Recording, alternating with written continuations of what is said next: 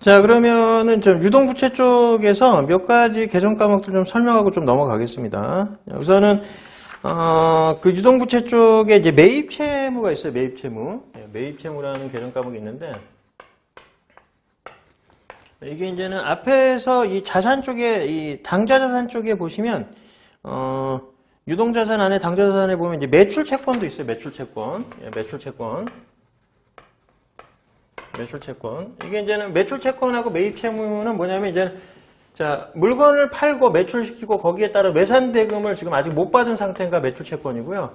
이거는 이제 원재료라든지 상품을 매입하고 아직 돈을 지급하지 않았기 때문에 매입채무라고 하는 겁니다. 그래서 이건 상품이나 제품을 팔고 아직 외산대금을 못 받은 거야. 이건 받을 권리니까 채권.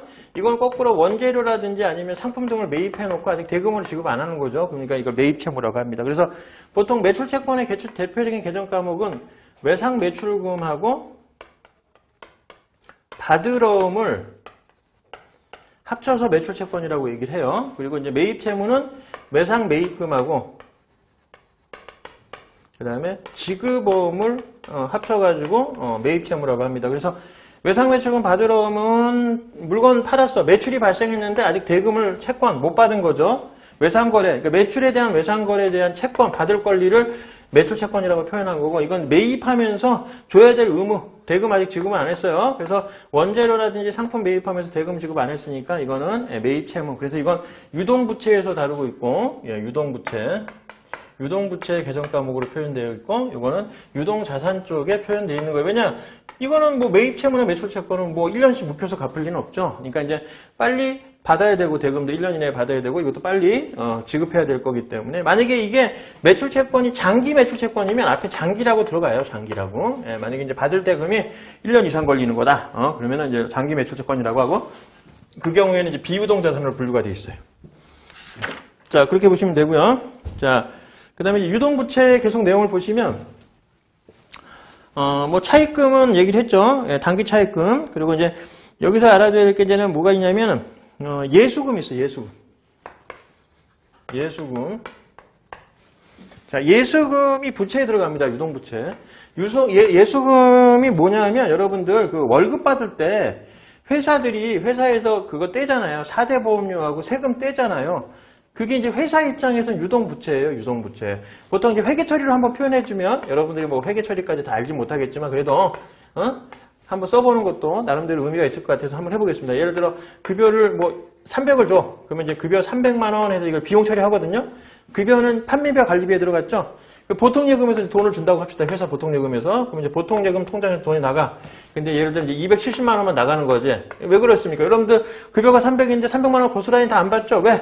4대 보험하고 세금 떼고 주잖아요. 그죠? 그래서 이제 4대 보험하고 세금 뗀 금액, 실수령액이 좀 작은 건 당연히 아시겠죠? 그래서 월급, 알바비 같은 것도 하물며 세금 떼고 주잖아요. 그래서 이제 보통예금에서 나가는 거는 270 나가는데, 그럼 이제 나머지 금액을 뭐로 처리하느냐? 이제 4대 보험료하고 세금 등을 예수금이라고 처리합니다. 예수금. 이거는 이제는 이 회사 입장에서는 급여로 비용 처리를 300만 원 하지만 실제로 근로자한테는 270만 원만 주죠. 요 30만 원은 회사가 잠깐 보관만 하고 있는 거야. 그러니까 이게 부채인 거야, 부채.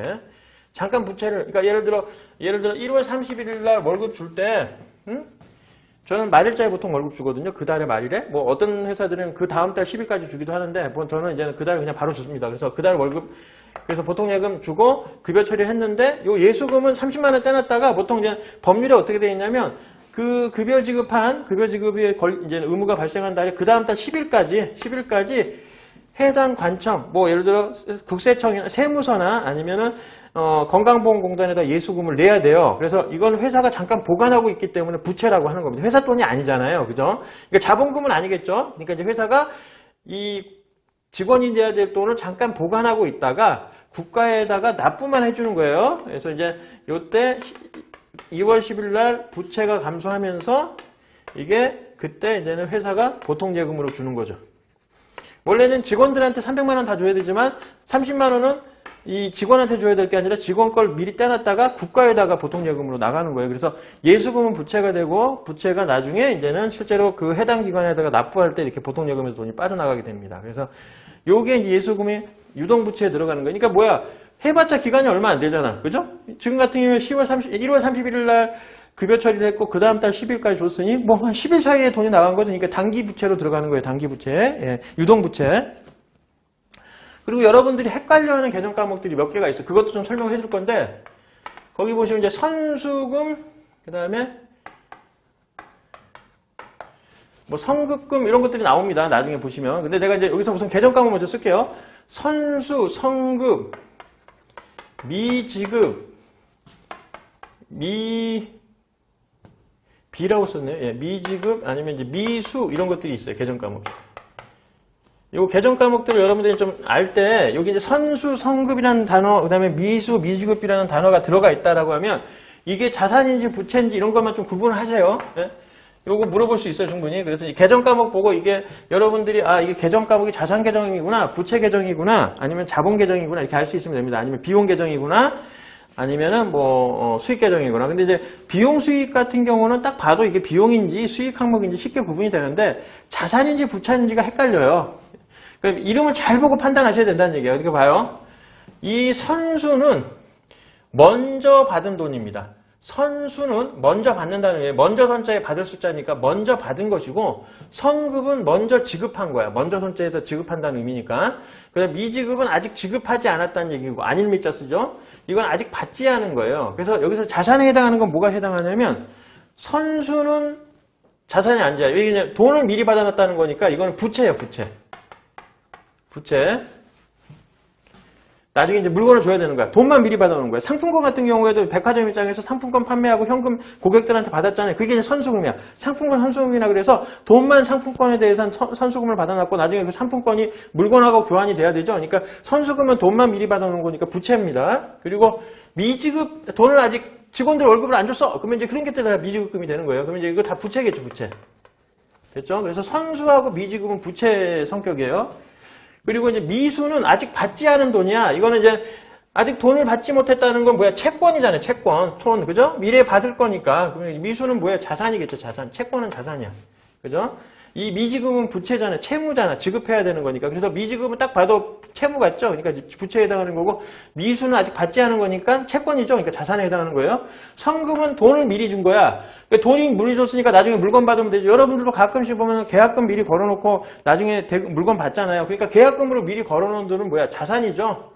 나중에 물건을 받을 권리가 있잖아요. 그래서 자 여기 이제 개정 과목 명칭들이 어떻게 생길 수 있냐면 선수금, 선수 수익,